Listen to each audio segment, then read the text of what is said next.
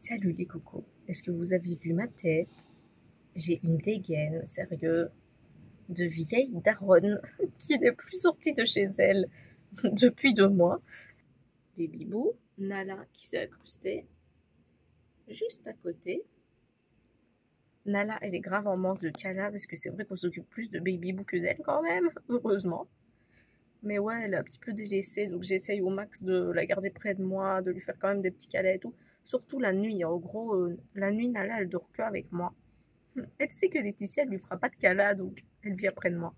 Oh putain, mais j'ai une dégaine, sérieux, j'aurais pas dû mettre en facecam, parce que si j'avais fait dans l'autre sens, j'aurais pas vu ma tête, ce serait passé mieux. Une dégaine sur YouTube, on adore. Et ben les gars, on est super fatigués, mais abusés, parce que en fait, tous les jours, on va voir le membre de la famille de Laetitia qui est malade, parce que le cancer, ça s'arrange pas du tout, au contraire. Donc on est à fond là-dedans et en gros on quitte jamais le camping-car sauf pour aller à l'hôpital. Donc on est hyper fatigué vraiment. Et en gros quand on revient dans le camping-car, bah, on fait que parler de ça, on est super triste. Franchement c'est pas du tout la joie pour l'instant.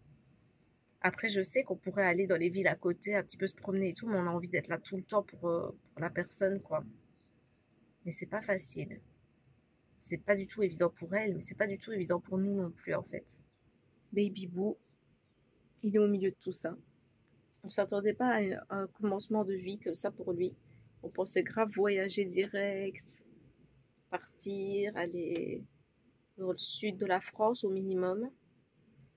Donc on n'y est pas du tout. On est en Lorraine, en plein milieu de la Lorraine. On se caille les michetons, c'est super. Après, quand on partira, je pense qu'on va faire un voyage un petit peu plus gros que ce qui était prévu. Parce que vu qu'on comptait aller dans le sud de la France pour pas s'éloigner trop, je pense que cette fois-ci, on va vraiment voyager ailleurs. Au moins aller en Italie ou quoi. Je sais pas, moi, ça me tente trop d'aller en Italie. Le Portugal, ça me tente grave. Le Maroc, ça me tente grave. Faut voir. Mais l'Italie, c'est nos racines, quoi. Et moi, j'ai déjà été en Italie, mais genre quelques jours comme ça en avion. Petit city trip au calme. Mais ça m'a pas du tout suffi. J'ai envie vraiment de découvrir l'Italie en camping-car. Ça doit être pas mal en plus. Surtout d'aller en Sicile parce que c'est nos origines de ouf, à moi et Laetitia. Et on n'a jamais été en Sicile. Donc ça doit être bien de découvrir ses origines comme ça. Moi, figurez-vous, putain, j'en peux plus de voir ma tronche. Il faut pas que je regarde l'écran, les gars. Je vais regarder par là. Oh, mon Dieu, j'ai changé. Vous inquiétez pas, je me remaquillerai, je me relisserai les cheveux, je serai comme avant. Mais là, je suis en mode daronne fatiguée. Très fatiguée. Qu'est-ce que je disais? Ouais, je sais pas si vous êtes au courant, mais moi j'ai des origines irlandaises. Et on a été en Irlande avec Laetitia, elle m'a fait une surprise il y a genre 2 ans d'ici, je crois. On a été en Irlande pendant 5 jours et dès que je suis arrivée là-bas, mais j'ai pleuré ma race. Genre j'avais grave l'impression de retrouver mes racines. Un truc de fou. Vraiment, genre dès que j'ai vu l'Irlande, que j'étais dans l'avion, j'ai vu la terre, j'ai commencé à chialer ma race. Et du coup, j'ai grave envie d'aller en Italie aussi parce que peut-être ça va me faire le même effet, je sais pas. J'ai hâte de ouf. J'ai hâte surtout de m'éloigner et qu'on soit que tous les trois. Parce que ce sera notre premier voyage ensemble. Et là, on va vraiment se devoir se débrouiller par nous-mêmes. Et moi, j'aime bien de me débrouiller par moi-même, même si des fois on galère de ouf. Ce qui est souvent le cas dans notre vie. Mais ça fait du bien de se débrouiller vraiment soi. On est en galère par rapport à tout ce qui est la chaleur. Parce que soi-disant dans le camping-car, attendez, soi-disant, impossible. Soi-disant dans le camping-car, il fait 24. Alors est-ce que c'est parce que la télécommande elle était en dessous de moi? Parce que le capteur, il est sur la télécommande en fait. Je crois que c'est pour ça. Mais généralement, on met le thermostat sur 20. Donc, soi-disant, il fait 20 dans le camping-car. Mais le ressenti n'est pas du tout de 20, les cocos. Il y a beaucoup de vent qui vient de l'avant du camping-car, de fraîcheur et tout. J'ai fait un test, les cocos, ça m'a trop choqué. J'ai mis un thermomètre ici, dans la cellule, il faisait 20, 21, je crois. Et j'ai mis le thermomètre à l'avant, vous savez, derrière le rideau thermique, et il faisait 5. Vous imaginez? 5. C'est pas possible, hein? Donc, déjà, première chose, le rideau thermique est très bien. Parce que ça isole quand même. Mais il y a quand même de la fraîcheur qui vient de ça. Et je pense que le gros du froid qui est ressenti dans le camping-car vient de l'avant. Donc il faut trouver une solution. Bon, je vais me préparer parce que j'en peux plus de cette tronche horrible. En plus, le fait de me préparer, ça me fait me sentir mieux, vraiment, dans ma tête. C'est parti.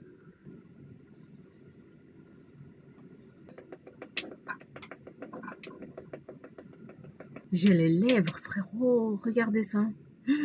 On dirait que c'est le plein milieu de l'hiver alors que je m'asperge de baume à lèvres tout le temps. Mon Dieu, ça va pas du tout. Oh, ça va pas du tout. Quand je reste sans maquillage comme ça pendant une longue période, c'est que ça va pas du tout dans ma tête. Donc là, j'ai besoin de me maquiller pour me sentir mieux. Hé, hey, toi, tu dégages. Va faire ton bœuf bourguignon, là. Sans bœuf. Dégage. On va mettre la dose d'anti-cerne, les cocos, parce que c'est pas trop ça. Qu'est-ce qu'il y a? Oui, regarde. Je vais tomber un champignon dessus. C'est même pas réveillé. Mon amour, il avait le nez dans le trou. T'abuses, hein. Merding. Vous avez vu comme mes cheveux ils ont poussé? Vous vous rappelez dans la première vidéo? J'avais les cheveux tout courts, c'était il y a 2 ans peut-être d'ici. Je sais pas si vous vous souvenez de ça. Alors je vais vous montrer à l'avant. Donc déjà, je sais pas si je vous avais vraiment expliqué, ça c'est un rideau thermique normalement, mais il était vraiment nul, super fin et tout. En gros c'était comme un pull polaire quoi, la matière. Donc j'ai cousu derrière une couette, comme ça c'est un petit peu plus thermique. J'ai mis des pressions, j'ai acheté ça sur Amazon, des pressions à vis, regardez. Comme ça se colle bien au mur et j'ai mis des petits crochets comme ça. Mais sauf que l'air il passe quand même ici, vous voyez. Est-ce qu'on n'achèterait pas des jouets à brosse pour mettre sur tous les contours en fait, comme ça bloquerait le petit peu d'air là qui passe. Je pense que ça pourrait être une bonne idée. Surtout que Baby Boo, il dort là. Et du coup, on a remarqué que comme l'hiver passé, bon, c'est archi le gros bordel à l'avant. En plus, Nala, elle met des grattes litières partout. Donc, voilà. On a remarqué que comme l'année passée, en fait, il y a de l'humidité sur le pare-brise à l'intérieur. Là, j'ai frotté, les gars. J'ai mis le Max Fan en route et il y a toujours plein d'humidité. Beaucoup moins que l'année passée quand même, mais il y en a quand même, quoi. Donc c'est un peu chiant. On a peur pour Baby Boo aussi que, je sais pas, l'humidité c'est pas le top quoi. Du coup, comme Baby Boo il dort sur le canapé devant la fenêtre où on s'assied tout le temps, je vais vous montrer sur l'autre fenêtre. Quand on ferme le store, il y a une petite partie ici en dessous. Vous voyez? On voit la fenêtre en fait, hein, derrière le truc brosse. Donc j'aimerais mettre un jouet à brosse ici qui vienne contre celui-ci en fait. Comme ça laisserait pas du tout passer l'air. Après, faut faire gaffe de bien aérer et tout parce que autrement, il va y avoir bladé d'humidité à l'intérieur. Alors, vous voyez qu'on est plutôt chill. Baby Boo, il est là. Tranquille. Alors, donc là, je vais vous expliquer un peu comment ça se passe pour le moment. Donc là, Laetitia, elle est pas là. Elle a été dormir avec sa marraine. On essaie de passer le plus de temps possible avec elle. Donc en gros, notre vie, elle tourne vraiment grave autour de ça et c'est tout à fait normal, vraiment. Mais du coup, on a vraiment la tête qui a 2 doigts d'exploser. Moi, Laetitia, tout le monde, on passe notre vie à pleurer, à être triste et tout. Parce que c'est vraiment un moment hyper compliqué. C'est difficile parce que on s'était imaginé tellement de fois qu'on allait voyager tout de suite, qu'on allait, je sais pas, aller à la mer avec lui. On le fera, c'est certain qu'on le fera. Mais on aurait aimé profiter vraiment du fait que ce soit un nouveau-né. Parce que même là, maintenant, c'est plus un nouveau-né, c'est déjà un bébé, voilà. Il a pratiquement 3 mois. Et c'est dommage parce que même les moments du quotidien, sans voyager, hein, les moments du quotidien, voilà, quand on est à la maison et tout, c'est vrai qu'on a tendance à moins rigoler. En fait, on le stimule moins, on va dire, on le stimule énormément quand même, hein, les gars. Mais pas autant qu'on le voudrait, parce qu'on n'a pas forcément la tête à ça, quoi. Ça, c'est vraiment difficile. En tout cas, on lui parle tout le temps, on lui explique tout le temps ce qui se passe. Et voilà. Je pense qu'il doit quand même comprendre un peu la situation. Il voit qu'on est triste. Je sais pas. Je pense qu'il comprend quand même la situation. Après, c'est très dur d'essayer de quand même être positif avec lui, d'essayer toujours de rigoler quand même et tout avec. En fait, on est en train on rigole une seconde et puis on culpabilise, vous voyez. On se dit pourquoi on rigole alors que la situation est comme ça, on devrait pas rigoler, alors que bon voilà, c'est hyper triste, mais il faut quand même rester nous-mêmes, continuer à vivre nous comme on le faisait avant, quoi. Donc moi, pour l'instant, Laetitia, elle est pas bien du tout, ce qui est normal. Moi, je vais vous parler de mon cas personnel parce que je vais pas parler pour Laetitia. Moi, je suis pas bien du tout non plus parce que cette personne-là, c'est vraiment comme si c'était ma tante, vraiment. Même j'ai vu cette personne-là beaucoup plus que mes propres tantes dans ma vie. Donc voilà, j'ai vraiment passé des années et des années avec elle à faire plein de trucs et tout. Donc voilà, c'est voilà. Bref, je sais même pas, hein. Je sais même pas quoi expliquer vraiment. J'en ai déjà parlé dans une ancienne vidéo il y a quelques années d'ici, enfin il y a à mes 20 ans, donc il y a 8 ans d'ici. J'ai fait une énorme dépression, mais énorme vraiment, qui a duré 1 an. Et personne de ma famille s'en est rendu compte, à part vraiment mes parents, ma sœur, parce que j'en parlais pas du tout et que à l'extérieur j'avais l'air tout à fait normal. Mais quand j'étais chez moi, chez mes parents et tout, c'était l'explosion, c'était vraiment voilà horrible. Et là, j'ai l'impression de retomber dans un truc un peu similaire, pas une dépression, parce que voilà, je sais à quel point c'est horrible et que t'as l'impression de jamais t'en sortir. Moi, j'ai quand même l'optique qu'un jour on va être bien. Mais là, pour l'instant, ça va pas du tout. On va dire que je suis dans une grosse déprime. On va pas aller jusque dire dépression parce que c'est trop. C'est pas un diagnostic non plus comme ça. Mais franchement, je sens que j'ai plus envie de rien faire. Moi, par exemple, les vidéos, c'est vraiment un truc que j'adore faire les vidéos. C'est vraiment autant le montage que de parler devant la caméra, que de après publier, essayer de répondre un petit peu aux messages qu'on reçoit et tout. Et là, je vois que j'ai vraiment pas envie pour l'instant, par exemple, des fois de faire des vidéos. Je me dis, de toute façon, on est sur place, on fait rien, genre on va pas expliquer aux gens, on va expliquer quoi, tu vois. On va pas. Moi, faire des vidéos pour faire des vidéos, ça m'intéresse pas. Donc c'est difficile parce que j'ai envie de continuer à faire des vidéos, continuer à vous parler, à vous expliquer des trucs, vous montrer un peu des trucs de notre vie et tout. Mais pour l'instant, notre vie, elle est cataclysmique, en fait. Donc, c'est difficile, franchement difficile. C'est un mot faible.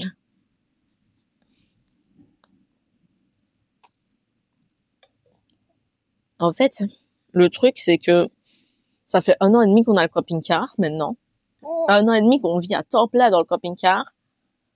Et je disais tout à l'heure à Laetitia, mais en 1 an et demi, on n'a rien fait. Ok, on a été un petit peu, voilà, on a été faire les vendanges au Luxembourg, on a été un petit peu aux Pays-Bas, on a été un petit peu en Allemagne, voilà, faire un petit tour de la France, mais on n'a rien fait vraiment de ce qu'on voulait faire, vraiment aller dans des pays un petit peu plus loin.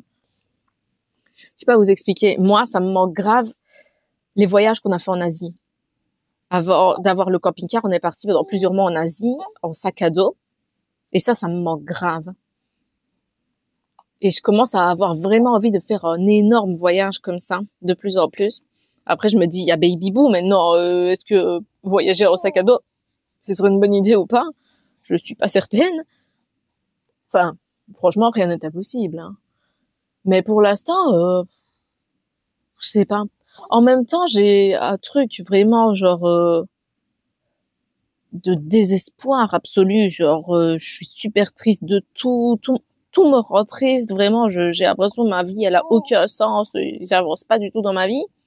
Et dans un autre côté, j'ai l'énergie du désespoir.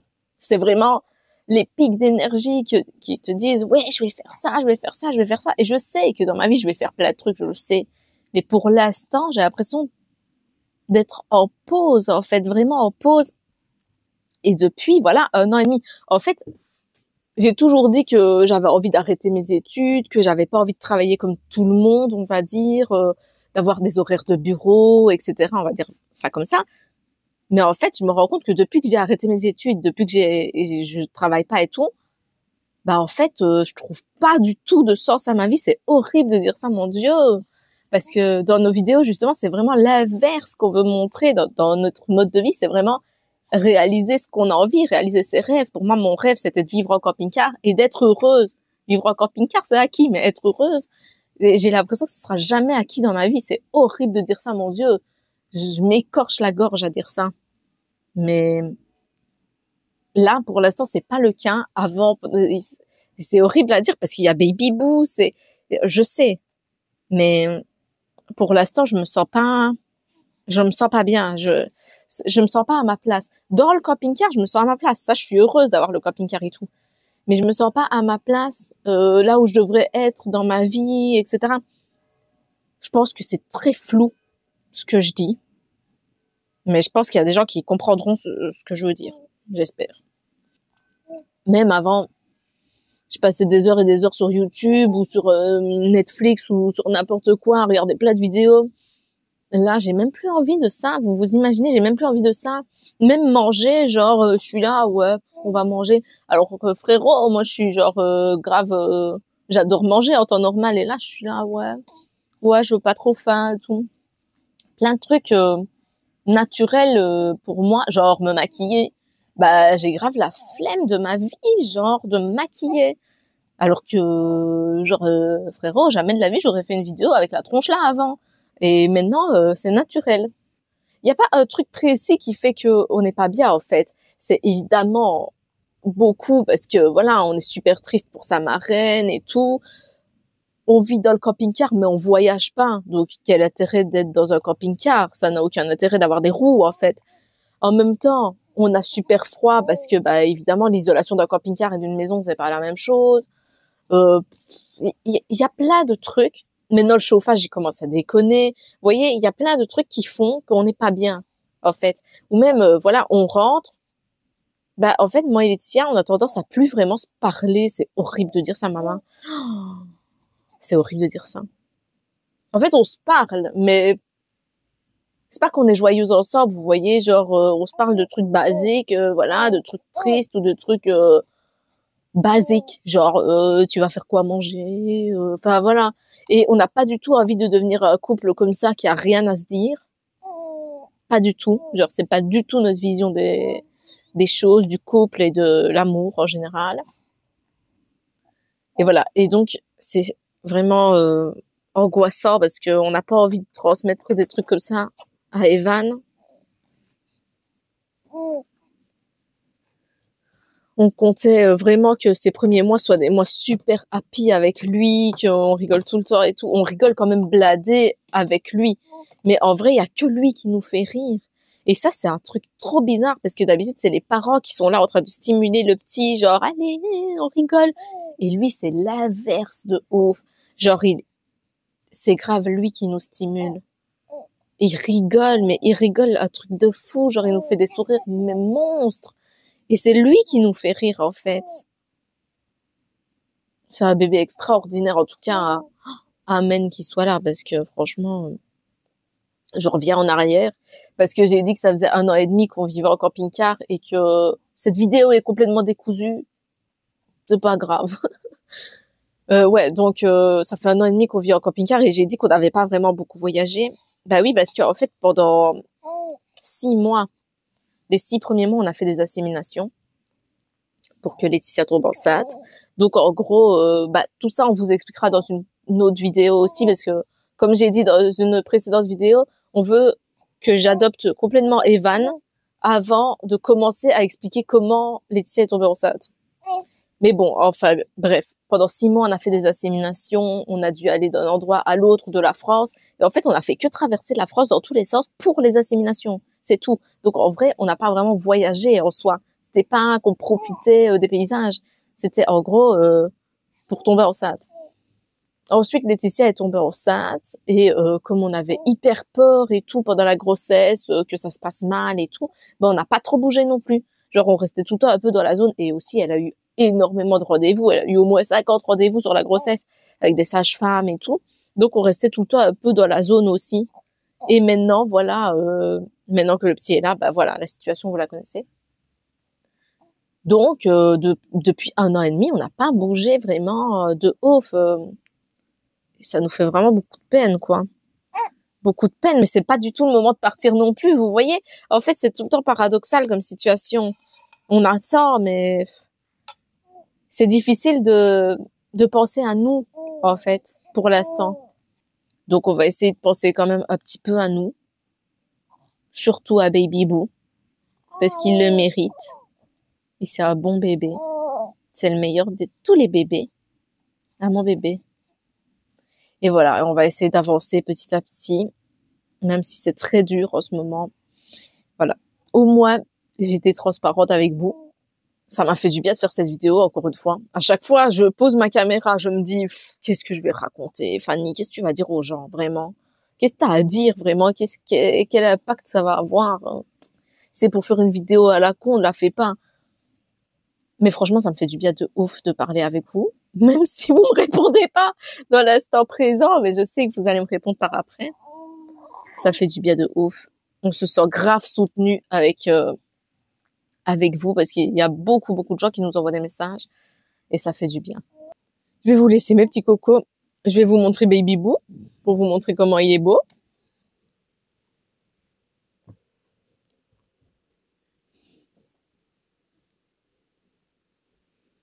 Regarde là. Regarde là. Là. Regarde pas le chat, on s'en fout du chat. Coucou. Coucou Baby Boo. Coucou Baby Boo. On vous fait des gros bisous les cocos. Et on vous dit à la prochaine.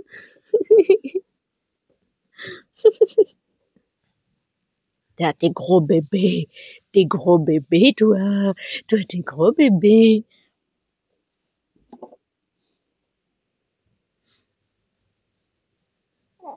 Mon amour. Mon amour. Boubou. Boubou. Boubou. Boubou, boubou, boubou.